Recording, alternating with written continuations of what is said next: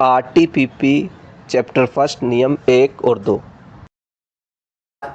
चर्चा करेंगे। आरटीपीपी जो है उसका रूल्स 2013 का चैप्टर फर्स्ट पर साथियों आज हम चर्चा करेंगे।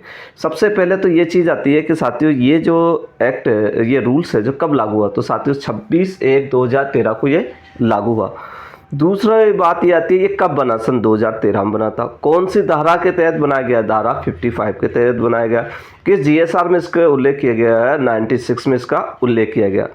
फिर चैप्टर जो फर्स्ट है उसके साथियों दो नियम दिए गए, नियम फर्स्ट और नियम 2। ठीक है, आपको ये भी ध्यान रखिए कि चैप्टर फर्स्ट में कितने नियम दिए गए। फर्स्ट जो नियम है उसको कहते हैं सामान्य परिचय जो होता है उसका, वो कहाँ कहाँ लागू होता है, सब कुछ उसका होता है, उसका क्या नाम होता है ये। दूसरा नियम है 2, इसमें दी गई है परिभाषा। क्या दी गई है, डेफिनेशन दी गई है। डेफिनेशन कुल साथियों कितनी दी गई है, 10।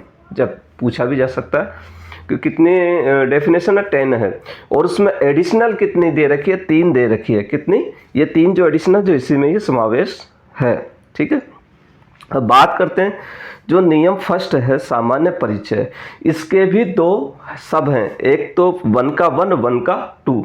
उसमें ये कहा गया है 1 के 1 में ये कहा गया है, ये इसका नाम क्या है, तो साथियों इसका नाम है राजस्थान लोक उपापन पारदर्शिता नियम 2013। ठीक है,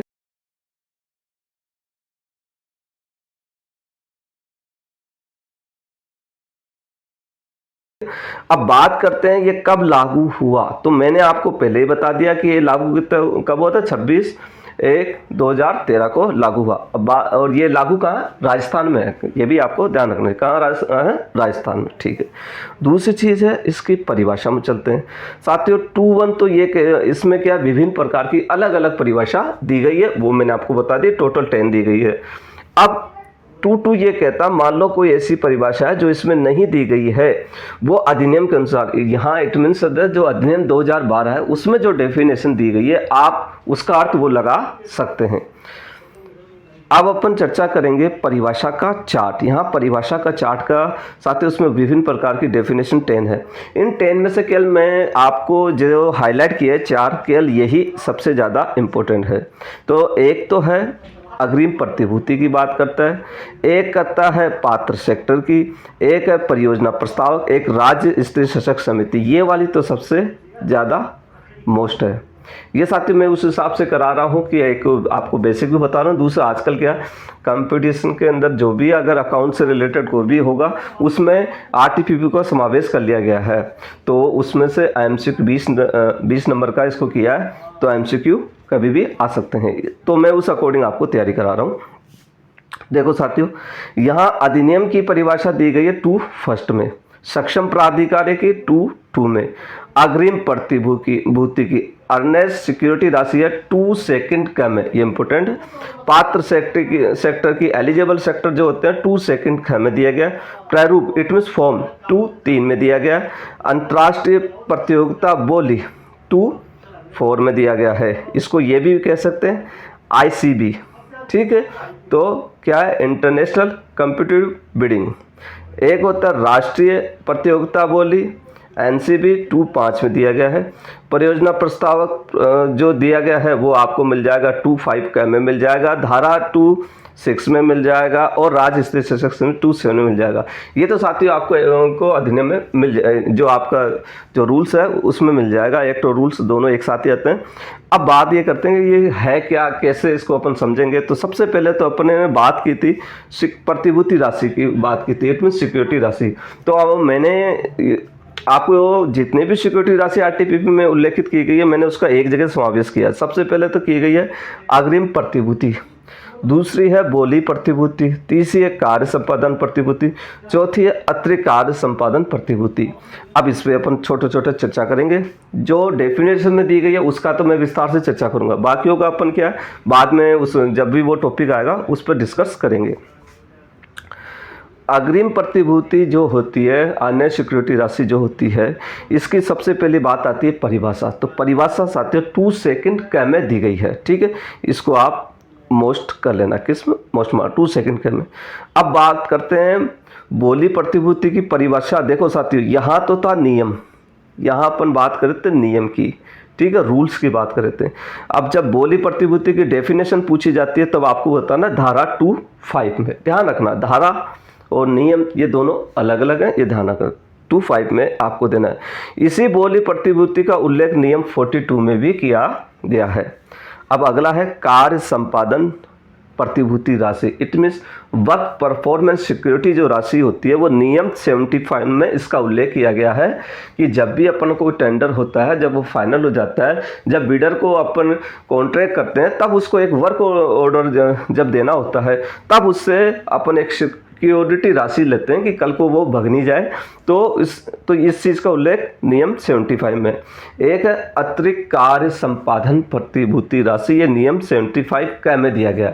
ये एडिशनल वर्क परफॉर्मेंस सिक्योरिटी राशि होती है।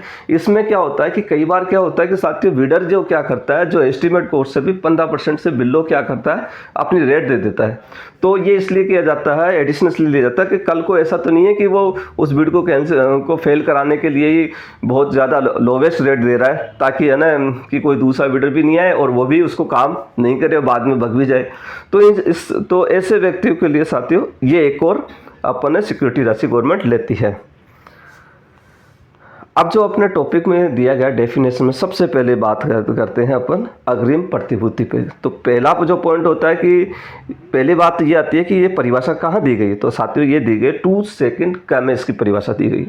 फिर बात आती है कि इसका उल्लेख कहाँ किया गया है, इसका डिफाइन कहाँ किया है, इसके या तो डेफिनेशन है और इसका विस्तार से वर्णन दिया गया है नियम 79(च) फर्स्ट में। ठीक है, अब ये जो अग्रिम प्रतिभूति कौन देगा साथियों, जो परियोजना का प्रस्तावक होता है, क्या परियोजना का प्रस्तावक जो बिडर होता है वो ये देगा।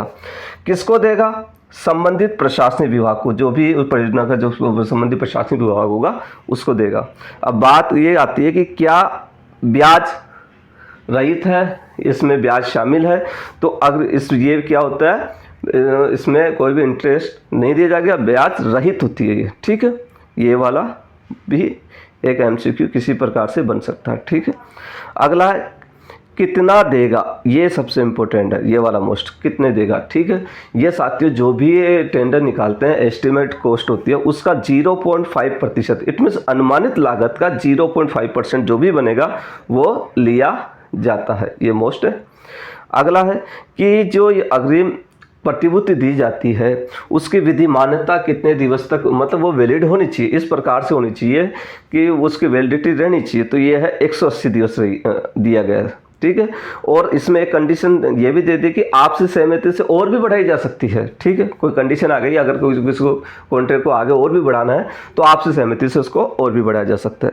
क्या इसके राशि को समायोजित किया जा सकता है, इट मीन्स किसी दूसरी चीज़ के अंदर इसको काम में दिया जा सकता है। हाँ, बोली प्रतिभूति राशि में इसको समायोजित किया जा सकता है।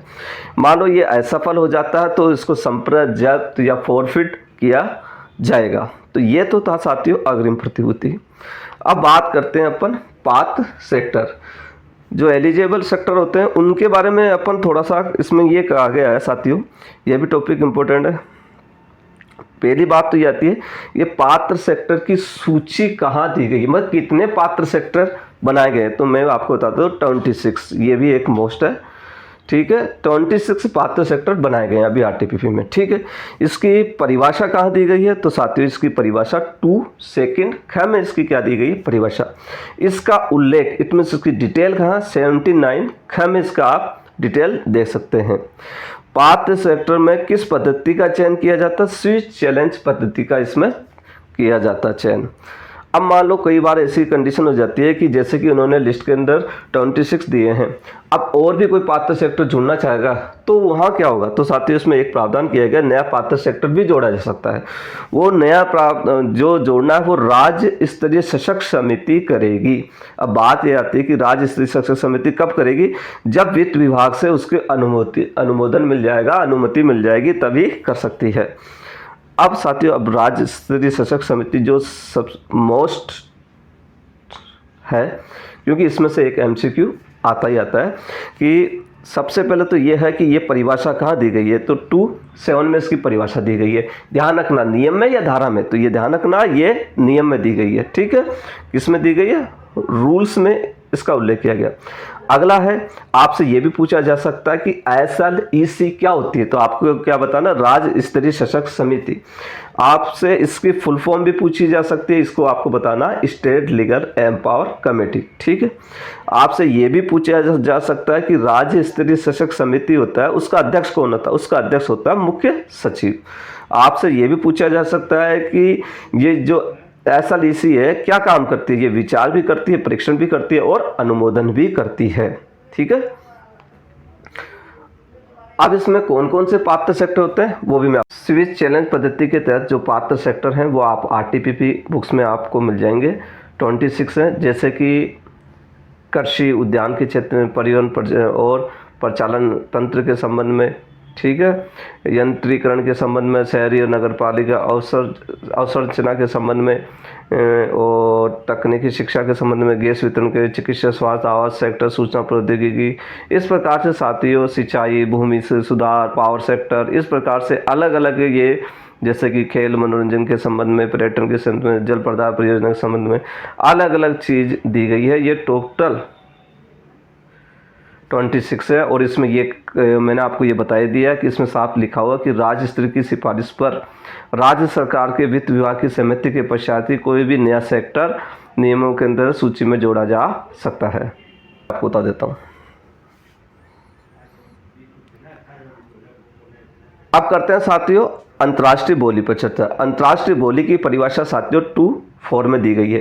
अंतर्राष्ट्रीय बोली वह बोली होती है जो संपूर्ण विश्व के लोग उसमें पार्टिसिपेट कर सके, भाग ले सके, सिवाय जिसे केंद्र सरकार ने अपात्र किया। मान लो किसी ने किसी बिडर को अपात्र कर रखा है या किसी देश को अपात्र कर रखा है, तो वो पार्टिसिपेट नहीं कर पाएगा, वो अंतर्राष्ट्रीय बोली में शामिल नहीं होगा। दूसरा होता है राष्ट्रीय बोली 2.5, जिसके अंदर भारत के अंदर जो भी योग्य बना रखा है, एलिजिबल बना रखा है बिडर को, वो सब क्या होंगे, राष्ट्रीय बोली कहलाएगी। अब बात करते हैं साथियों, छोटा सा मैं आपको बोली प्रतिभूति राशि, अपन ने बिड सिक्योरिटी राशि पढ़ी थी, उसमें हल्का सा मैं बता देता हूँ कि इसकी परिभाषा दी गई है 2.5 में। ठीक है, ये धारा में दी गई है। ठीक है, और ये नियम 42 में इसका उल्लेख किया गया। इसमें कहा गया है कि बोली प्रतिभूति क्या होती है, बोली लगाने वाला उपापन संस्था को बाध्यताओं की पूर्ति के लिए देता है। यहाँ बाध्यता का मतलब ये होगा कि कल को कोई चीज़ बाध्यता होती है, जैसे कि उस बहुत सी गवर्नमेंट का क्या पैसा खर्च होता है मीडिया में, इसमें प्रचार प्रसार करती है, टेंडर करती है, कुछ समय सीमा भी होती है ताकि किसी को जल्दी से वो प्रोवाइड कराया जा सके। तो ऐसा नहीं है कि वो टेंडर भी लगा दे और पता चले कि 3 साल का एक्सपीरियंस चाहिए और उसके पास कुछ एक्सपीरियंस भी नहीं है, और बीच में ऑर्डर लेने के बाद में वो भग जाए। तो इन चीज़ों की बाध्यताओं की पूर्ति करने के लिए उससे इस प्रकार की बिड सिक्योरिटी राशि ली जाती है। अब ये सबसे इम्पोर्टेंट है साथियों, कब नहीं लेंगे बिड सिक्योरिटी राशि, कब नहीं लेंगे, सबसे इम्पोर्टेंट 42 के अंदर बिड सिक्योरिटी राशि सबसे पहले साथियों 10,000 तक के उपापन के मामले में नहीं लिया जाएगा। क्या है, 10,000 तक के उपापन में ये आप नहीं लोगे।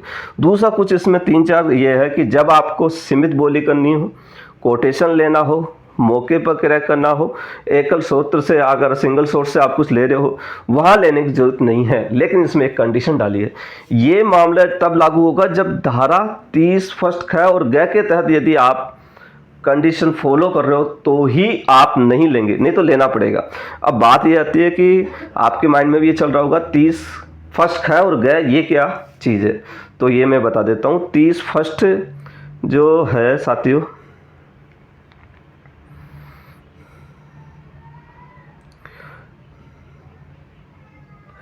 तो ये 30 फर्स्ट जो है ये कहता है कि माल और सेवाएं जब बहुत लेनी हो और ख़रीदार बहुत कम हो, आपको क्वांटिटी, आपको बहुत सारा सामान लेना है, करना है, लेकिन ख़रीदार लिमिट है। ठीक है, सार ये कह सकते हैं कि आपूर्ति तो बहुत है और ख़रीदार सीमित हो, तो वहाँ लागू होगी धारा 30 फर्स्ट है। तब तो इन आइटम को जिस पद्धति से आप ले रहे हो तब तो आपको बिड सिक्योरिटी राशि लेने की जरूरत नहीं है। अब बात करते हैं ग की। ग ये कहता है कि कोई ऐसी अकल्पित घटना हो गई हो, बाढ़ आ गई हो, मान लो भूकंप आ गया हो, महामारी हो गई हो, ऐसी अकल्पित घटना हो गई हो जिसके लिए आपके पास इतना समय नहीं है, आपको टेंडर भी करना है, तो वो चीज़ें है, और जो बिडर को भी बेनिफिट देना है क्योंकि उसके पास भी इतने पैसे नहीं है कि वो मतलब कि इतना कुछ कर सके, बिड सिक्योरिटी राशि वगैरह भी दे सके। तो ऐसे और जब ये कंडीशन हो कि खुली बोली भी आमंत्रण करने नहीं की जा सकती, उसमें भी समय अधिक लगेगा।